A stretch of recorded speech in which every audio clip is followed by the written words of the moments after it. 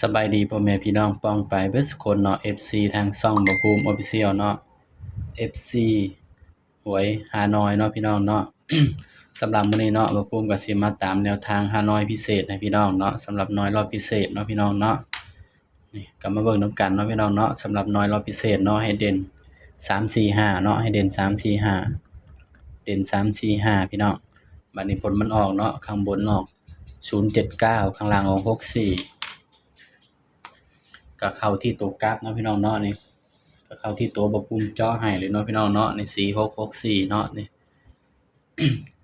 ก็ถือว่าปังเนาะพี่น้องเนาะนี่4664เนาะนี่อันนี้ 36นี่ไปออกพู้นพี่น้องออกน้อยปกติเลยเนาะ3663นี่เนาะนี่ก็ถือว่าปังเนาะพี่น้องเนาะนี่เข้าที่ตัวกราฟเด้อพี่น้องเด้อบ่ภูมิให้46มันออก64เนาะก็ถือว่าปังเนาะพี่น้องเนาะสำหรับน้อยรอบพิเศษเนาะพี่น้องนะก็ไปกันต่อเนาะตัวเลขก็มีเข้ามีหลุดเนาะพี่น้องเนาะก็ไปกันต่องวดวันที่9มีนาคมเด้อพี่น้องเด้อบัดนี้สำหรับฮานอยเนาะ เอาภูมิก็แยกน้อยให้แหละพี่น้องให้น้อยรวมกันเดี๋ยว FC ว่าโอ้จักสิซื้อน้อยใดดีเนาะ FC ก็สับสนเนาะพี่น้องเนาะเพราะฉะนั้นบ่ภูมิก็แยกน้อยให้เนาะพี่น้อง สำหรับวันที่9มีนาเนาะพี่น้องเนาะ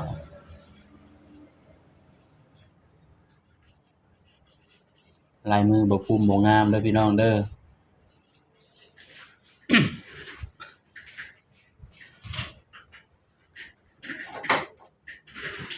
ลายมือบ่ลายปูลายมือบ่ภูมิบ่งามเนาะพี่น้องเนาะ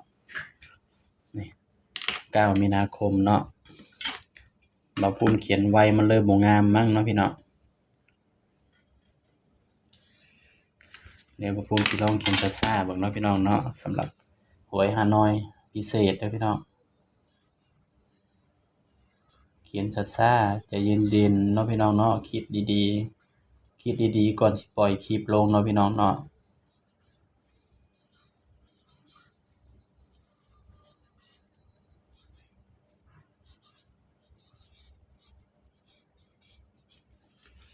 สำหรับน้อยพิเศษเนาะยุ่งกันหลายพี่น้องเอ้ยบ่ได้เตรียมหยังมาเลยเนาะเจ้บอกกะทันหันเนาะบ่ภูมิเลยบ่ได้เตรียมยากันยุงกันยุงมาเนาะใครอยู่ใกล้บ่ภูมิก็ซื้อมาให้นี่เด้อพี่น้องเด้อบางพี่นี่พี่น้องบนล่างคือเก่าเนาะใครอยู่ใกล้บางพี่ก็ซื้อยากันยุงมาให้บ่ภูมินี่เด้อพี่น้อง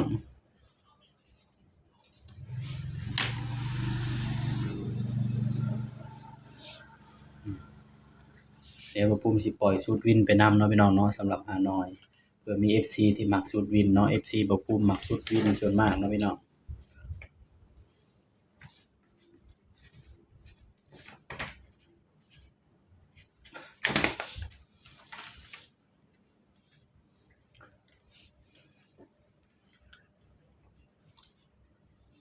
สำหรับน้อยพิเศษเนาะ สำหรับตัวเด่นเนาะพี่น้องเนาะบ่ภูมิก็ให้เด่นไปที่2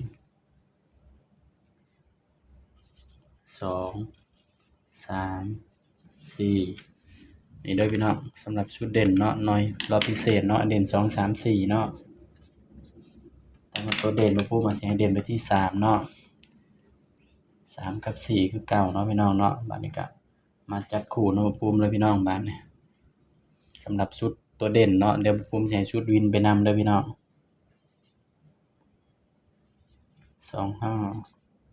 26 27 35 36 37 45 46 47นี่เด้อพี่น้อง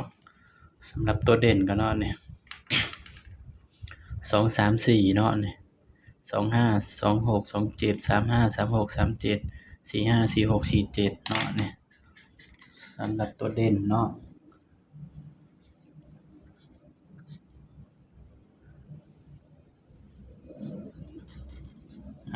เพราะวันอาทิตย์มันมักมี4เนาะพี่น้องเนาะแต่ก็ระวังไว้นำเด้อพี่น้องเด้อนี่9กับ6ตัวเดียวกันเนาะนี่ระวัง9ไว้นำเด้อพี่น้อง ติด9ไว้นำเนาะพี่น้องเนาะนี่ บัดนี้ไปเบิ่งชุดวินนำบ่ภูมิเนาะสำหรับชุดวินเนาะบ่ภูมิสิให้ชุดวินไปนำเนาะย้ำว่าตัวเลขก็เป็นเพียงแนวทางเด้อพี่น้องเด้อชุดวินเนาะนี่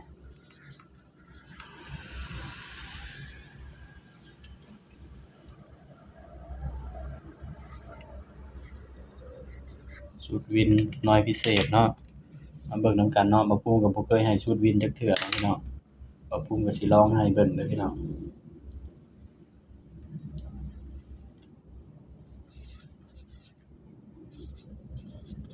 ชุดวินก็คือ3 4 5เนาะนี่คือชุดวินเด้อพี่น้องเด้อนี่ สำหรับชุด3ตัวเนาะบ่ภูมิสิลองจับให้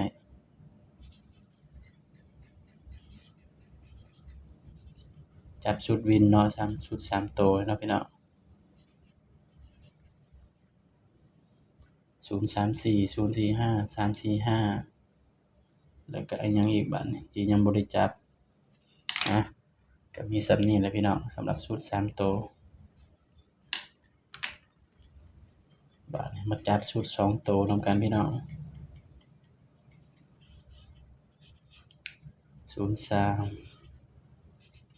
04 05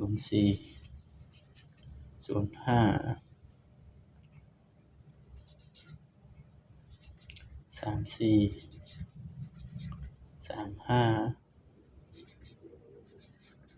35 45นี่เด้อพี่น้องนี่คือชุดวินเนาะพี่น้องเนาะนี่ไผมักก็เอาไปเป็นแนวทางเลยเด้อพี่น้องเด้อสำหรับชุดวินเนาะนี่ย้ำว่าตัวเลขเป็นเพียงแนวทางเนาะพี่น้องเนาะนี่สำหรับชุดวินเนาะนี่ เพราะว่ายังมื้อนี้เนาะบ่ภูมิก็ลองให้ในกลุ่มบ้านเขียวเบิ่งเนาะก็ถือว่าปังเนาะชุดวินพี่น้องก็แตกเนาะ64ตรงกับชุดตัวเด่นเลยเนาะพี่น้องเนาะนี่มื้อนี้ก็ถือว่าปังเนาะพี่น้องเนาะสำหรับตัวเด่นเนาะก็เข้าที่4เด้อพี่น้องเด้อนี่สำหรับตัวเด่นเข้าที่4เนาะนี่ชุด3ตัว4 5 9มาแต่9ตัวเดียวมาอีกนะ9ตัวเดียวเนาะพี่น้องก็ไปตามกันต่อเนาะพี่น้องเนาะนี่สำหรับแนวทางหวยหาน้อยรอบพิเศษเนาะพี่น้องเนาะของงวดวันที่9มีนาคมเนาะพี่น้องเนาะสำหรับคลิปนี้เนาะบ่ภูมิก็ฝากพี่น้องกดไลค์กดแชร์กดติดตามบ่ภูมิ Official นี่เด้อพี่น้องเด้อส่วนใครที่อยากเข้ากลุ่มบ้านบ่ภูมิเนาะก็แอดไลน์มาได้เนาะพี่น้องเนาะ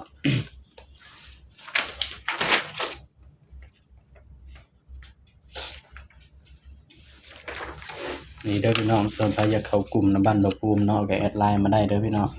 เผื่อแบบว่าบ่มีเวลาเบิ่งเนาะนี่ก็สามารถแอดไลน์มาหาบ่ภูมิได้เนาะนี่ก็ตามนี้เลยเด้อพี่น้องเด้อนี่ ID ไลน์บ่ภูมิเนาะย้ำว่าเข้ากลุ่มพี่เนาะพี่น้องเนาะนี่ สำหรับคลิปนี้เนาะบ่ภูมิก็ฝากพี่น้องกดไลค์กดแชร์กดติดตามบ่ภูมิ Official นี่เด้อพี่น้องเด้อสบายดีครับพี่น้อง